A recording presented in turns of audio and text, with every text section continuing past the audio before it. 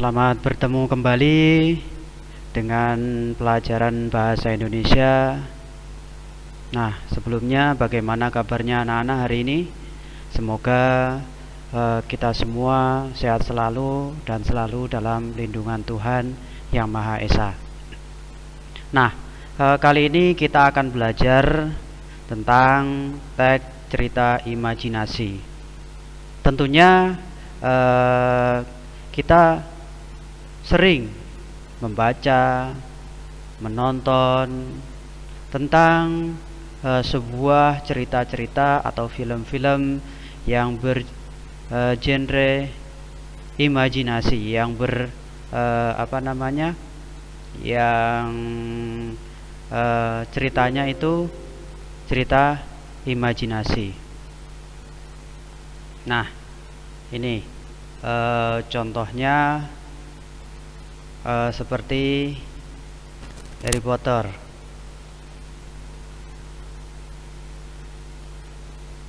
Nah, kalau Harry Potter ini ada bukunya, ada filmnya, bahkan sampai berseri-seri. Terus ada cerita rakyat, Tangkuban Perahu. Terus ada ini Tinkerbell, terus Transformer, ada juga yaitu Spider-Man. Nah, semua ini termasuk dalam cerita imajinasi karena di dalamnya mengandung unsur-unsur yang tidak normal dalam kehidupan sehari-hari seperti itu. Kita lanjut. Apa sih cerita fantasi itu? Nah, teks cerita fantasi adalah cerita fiksi yang bergenre fantasi. Maksudnya genre fantasi ini adalah dunia imajinatif yang diciptakan seorang penulis. Jadi dunia yang imajinasi yang berada dalam khayalan. Dan khayalan-khayalan itulah yang dibuat oleh seorang penulis. Jadi penulis saat menulis itu berhak membuat tulisan apa saja yang tentunya berjenis atau bergenre fantasi seperti ini, seperti itu. Kita lanjut. Nah, ciri-ciri teks fantasi. Apa saja ciri-cirinya?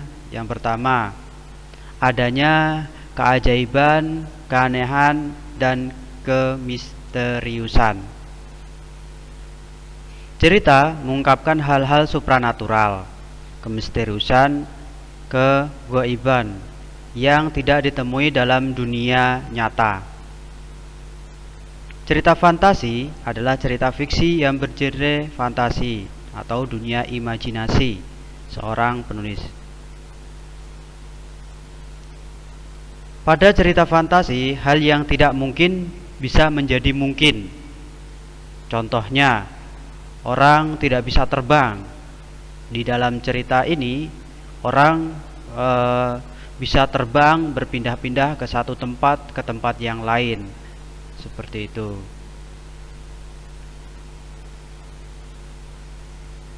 Atau cerita-cerita magic, supranatural, seperti itu.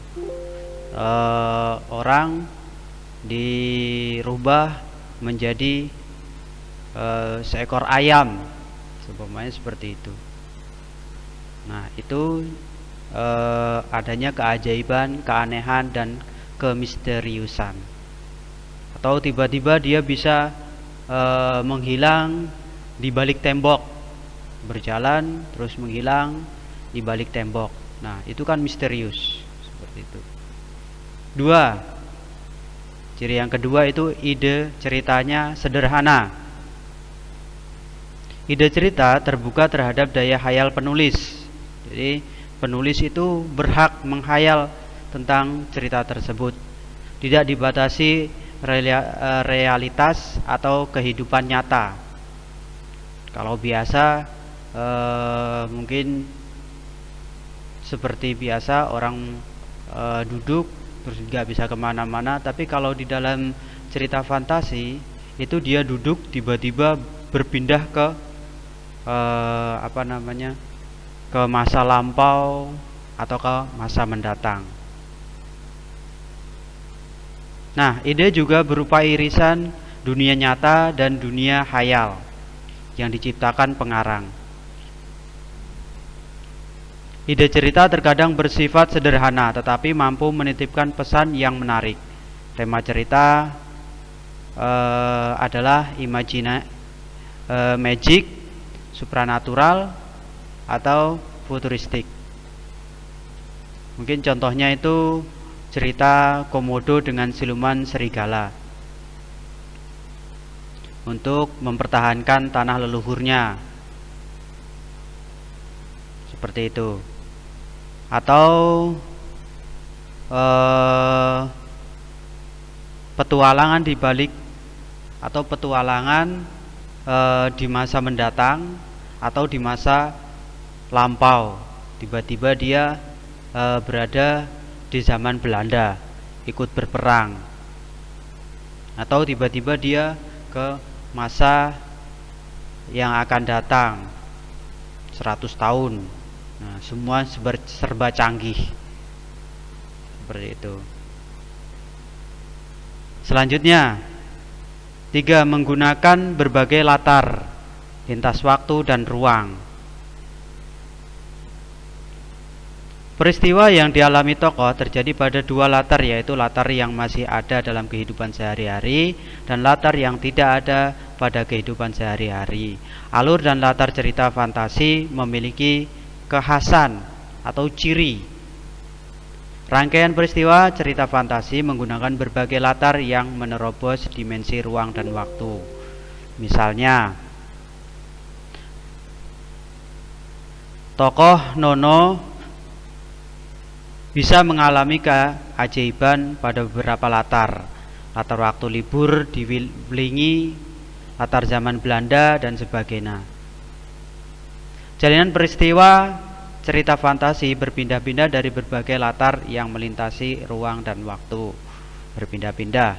Jadi masa sekarang tiba-tiba pindah ke masa mendatang, seperti itu.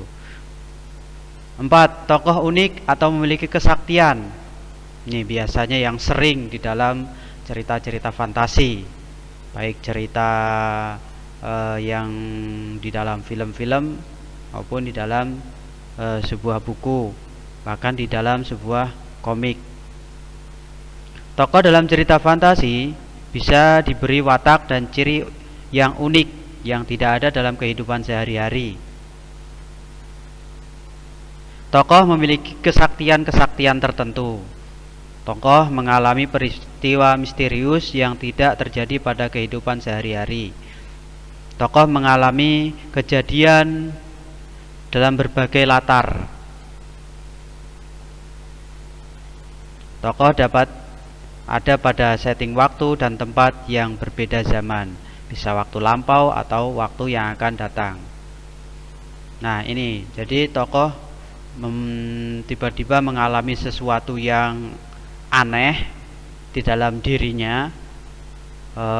Mungkin pada waktu itu tengah malam dia berjalan, tiba-tiba tersambar oleh petir. Setelah itu dia merasakan kekuatan di dalam tubuhnya. Setelah dia pulang, tiba-tiba ada benda jatuh yang dijatuhkan oleh kucing. Secara refleks, kecepatannya bisa menangkap benda yang jatuh tadi, sehingga tidak jatuh ke lantai dan pecah, seperti itu. Nah, itu. Yang kelima, bersifat fisik atau mengarah ke fiksi. Nah, cerita fantasi bersifat fiktif.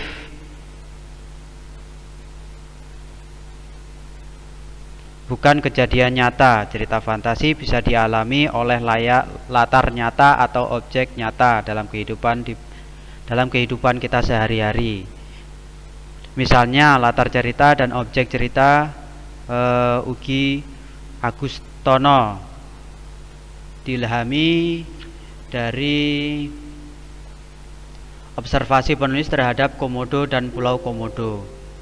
Tokoh dan latar difantasikan dari hasil observasi objek dan tempat nyata, seperti itu.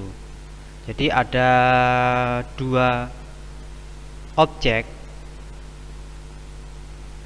dua hewan yang nyata adanya di situ, terus dibuat cerita. Cerita itu cerita fiktif atau tidak benar terjadi, tapi tokohnya ada atau hewan-hewan itu ada, seperti itu. Terus selanjutnya bahasa, penggunaan sinonim dengan emosi yang kuat. Penggunaan sinonim dengan emosi yang kuat dan variasi dalam sebuah kata cukup menonjol. Jadi dalam sebuah kalimat-kalimat biasanya banyak terdapat sinonim-sinonim. Itu untuk menjadi variasi atau menimbulkan emosi yang kuat dalam sebuah cerita tersebut. Menggunakan ragam percakapan juga, bukan bahasa yang bahasa-bahasa formal ya. Biasanya menggunakan bahasa-bahasa yang kita gunakan sehari-hari, seperti itu. Lanjut, ini ciri-ciri teks fantasi: adanya keajaiban, keanehan, kemisteriusan. Yang kedua, ide cerita sederhana. Yang ketiga, menggunakan berbagai latar. Yang keempat, tokoh unik atau memiliki kesaktian. Yang keempat, bersifat fiktif. Yang keenam, bahasa menggunakan sinonim untuk menimbulkan efek emosi yang kuat, seperti itu. Yang selanjutnya, ini jenis-jenis cerita fantasi. Jenis-jenis cerita fantasi ini digolongkan ada dua jenis. Yang pertama, cerita fantasi total dan cerita fantasi irisan atau sebagian.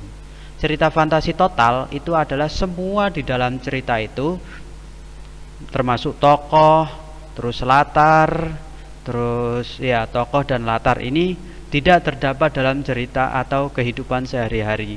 Itu semata-mata atau dibuat oleh si penulis ya menurut penulis sendiri, yang tidak ada dalam kehidupan nyata, seperti itu. Kalau fantasi irisan atau sebagian itu mungkin bisa menggunakan nama-nama yang familiar di kehidupan nyata, atau menggunakan latar yang sudah ada, objek-objek yang sudah ada. Setelah itu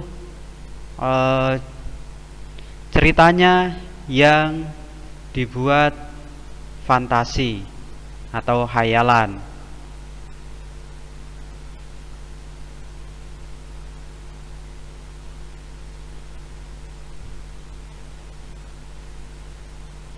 Jadi yang kalau cerita fantasi total itu seluruhnya nama dan lokasi itu menggunakan atau tidak menggunakan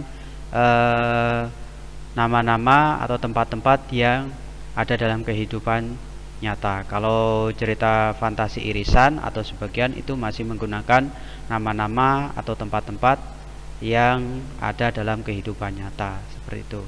Yang kedua, cerita fantasi sezaman dan cerita fantasi lintas waktu. Cerita fantasi sezaman itu adalah cerita yang menceritakan pada zaman satu zaman saja. Maksudnya satu zaman. Kalau zaman sekarang ya ceritanya saat sekarang. Kalau zaman dahulu ya ceritanya zaman dahulu saja. Kalau zaman mendatang, masa depan, itu ya ceritanya tentang masa depan saja. Dan cerita fantasi lintas waktu. Nah, kalau lintas waktu ini bisa berpindah-pindah. Sekarang cerita seperti ini biasa, tiba-tiba pindah ke masa depan yang serba canggih, atau dari zaman sekarang pindah ke zaman dahulu, zaman kemerdekaan saat perang. Semua masih menggunakan alat-alat tradisional yang belum canggih, seperti itu. Atau kembali ke masa zaman prasejarah, orang menggunakan gua-gua untuk tempat tinggal, seperti itu. Jadi dua lintas waktu, seperti itu. Kita lanjut. Nah, struktur teks cerita fantasi. Struktur teks cerita fantasi ini ada 3. Yang pertama orientasi, yang kedua itu komplikasi, yang ketiga adalah resolusi. Nah, mari kita bahas bersama-sama struktur teks cerita fantasi. Yang pertama itu orientasi. Apa sih orientasi itu? Orientasi adalah pembukaan teks yang bersih pengenalan latar dan tokoh dalam cerita atau sedalam sebuah cerita. Jadi paragraf pertama itu biasanya mengenalkan nih tempatnya, terus orangnya, sifatnya, seperti itu. Contohnya, nah ini di suatu perkampungan. Nah ini kan latar, perkampungan itu adalah latar tempat, seperti itu. Hiduplah pemuda miskin dan sebatang kara. Ia tidak memiliki harta benda kecuali gubuk yang sudah rapuh, peninggalan orang tuanya. Untuk menghidupi dirinya, pemuda tersebut selalu mencari kayu bakar di hutan, lalu dijualnya atau ditukarkannya dengan kebutuhan pokok lainnya. Meski hidup sederhana atau serba kurang, namun pemuda tersebut sangat baik hati dan penyabar. Jadi di sini sudah disebutkan seseorang tokoh dan latarnya, di mana dan siapa, seperti itu. Terus ada karakternya, dia seorang orang baik dan penyabar, seperti itu. Yang kedua, struktur yang kedua yaitu komplikasi. Nah, komplikasi merupakan atau yang berisi masalah konflik atau problem mengenai sebab akibat. Konflik bisa terjadi antar tokoh dengan alam, antar tokoh sendiri, dan dengan dirinya sendiri. Jadi konflik itu bisa dengan alam sekitar, terus dengan antar tokoh satu dengan yang lain, terus antara dirinya sendiri. Biasanya konflik batin namanya, kalau antara diri sendiri. Nah, di sini ada contohnya. Sebelum ke contoh, komplikasi ini biasanya masalah timbul atau timbulnya sebuah masalah sehingga masalah itu memuncak. Masalah memuncak itu bagaimana? Ya, masalah itu sampai terjadi konflik yang sangat panas, seperti itu.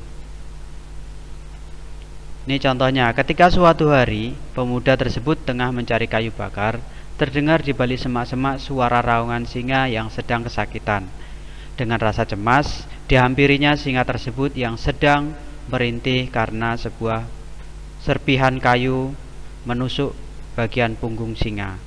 Dengan rasa takut, si pemuda yang merasa prihatin dan iba kemudian menghampiri sembari mencoba menenangkan singa. Tenanglah wahai raja hutan, aku tidak akan menyakitimu atau membunuhmu. Aku akan membantumu melepaskan duri di punggungmu. Mendengar ucapan pemuda tersebut, si singa itu kemudian terdiam, seolah mempersilahkan pemuda itu menolongnya. Tak lama kemudian, duri di punggung singa berhasil dicabut. Pemuda tersebut kemudian berlari menghindar karena takut dimangsa. Ketika hendak kembali ke tempat mencari kayu bakar, ia tidak sengaja menabrak kereta kencana milik raja yang sedang lewat, sehingga kereta tersebut terbalik. Meski telah bersimpuh dan minta maaf, raja kemudian meminta pengawalnya untuk menangkap dan memenjarakan si pemuda tersebut, si pemuda yang malang tersebut. Pada malam harinya, dimasukkanlah pemuda ke dalam ruang yang sangat gelap yang berisi binatang buas. Dengan perasaan sedih dan pasrah, ia merelakan dirinya menjadi santapan binatang buas. Akan tetapi, alangkah terkejutnya pemuda tersebut ketika binatang yang ada di ruangan tersebut tidak menyentuhnya sama sekali. Setelah beranjak siang, baru ia mulai bisa melihat binatang yang ada dalam ruangan tersebut. Nah, di sini ada sebuah masalah, masalah si pemuda tadi, yang baik tadi, yang penyabar. Masalah di mana ketika dia tiba-tiba menabrak kereta kencananya seorang raja. Nah, itu masalah atau konflik. Atau konflik yang pertama mungkin yang bisa menjadikan nanti dia tertolong itu ketika melihat singa. Siapa sih yang berani mendekati sebuah singa, seekor singa? Pasti semuanya takut dimangsa. Nah, puncaknya ketika dia hendak mengambil kayu, tiba-tiba dia tidak sadar menabrak sebuah kereta kencana milik seorang raja. Akhirnya dia ditangkap dan ditahan.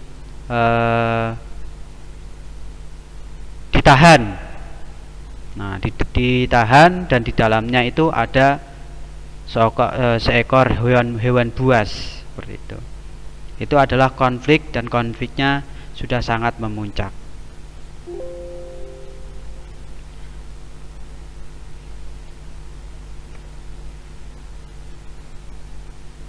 Nah, struktur yang ketiga itu resolusi atau penyelesaian.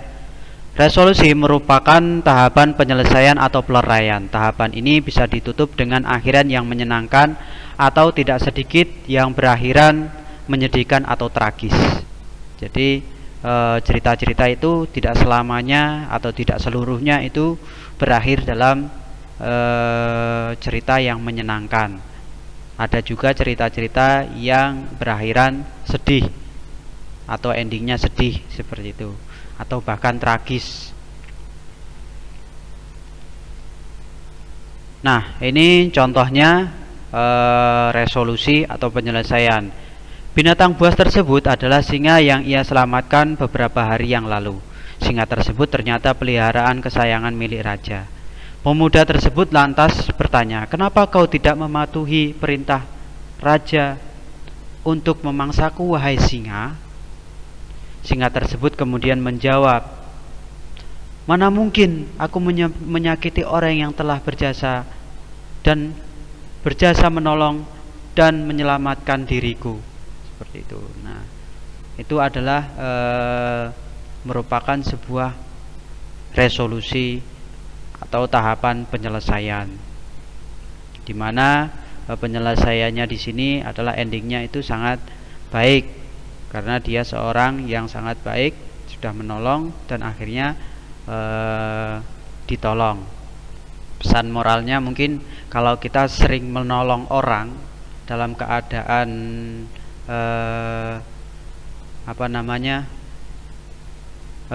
sedang membutuhkan pertolongan, mungkin di suatu saat kita juga akan ditolong orang ketika kita akan membutuhkan pertolongan, seperti itu.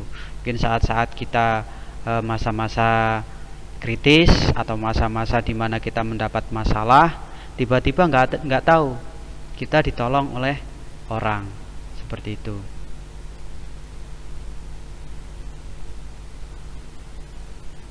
Kita lanjut. Unsur-unsur kebahasaan.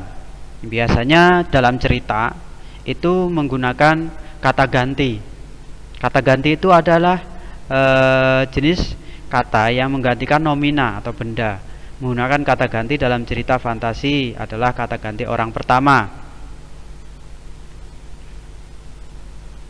Biasanya menggunakan kata ganti aku atau saya kalau orang pertama. Biasanya kalau aku dan saya itu dia pelaku utama di dalam sebuah cerita. Dia yang menjadi tokoh di dalam cerita tersebut, sehingga dia bisa langsung menceritakan aku, saya, seperti itu. Dan orang ketiga atau kata ganti orang ketiga, yaitu mereka atau nama orang, seperti itu. Si Bandi, seperti itu, si Jaya. Nah, ini adalah kata ganti orang ketiga dalam sebuah cerita tersebut. Jadi dia menceritakan seseorang. Dia tidak masuk dalam cerita tersebut, tapi dia tahu semua cerita yang akan diceritakan nanti, karena dia adalah seorang penulis yang menuliskan cerita tersebut. Makanya dia menggunakan nama orang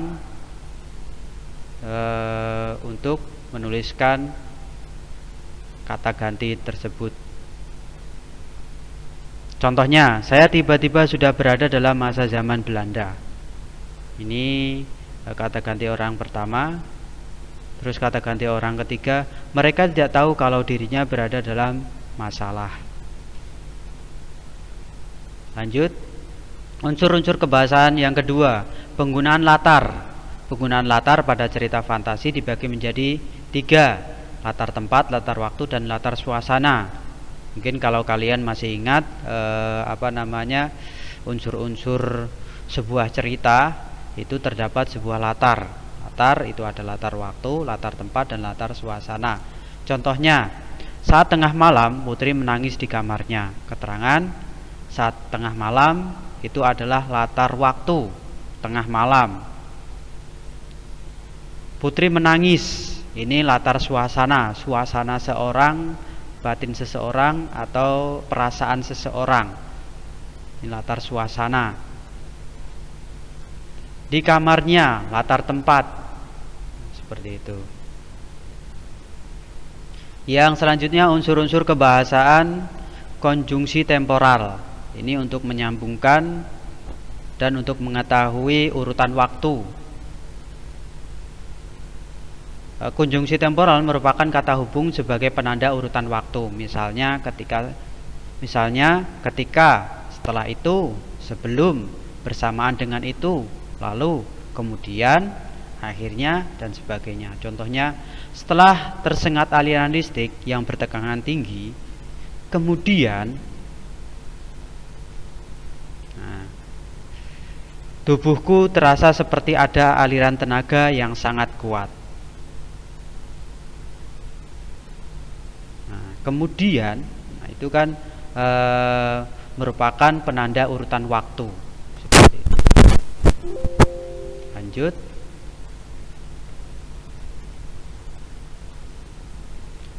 Unsur-unsur kebahasaan yang lain atau yang selanjutnya menggunakan kata atau ungkapan keterkejutan.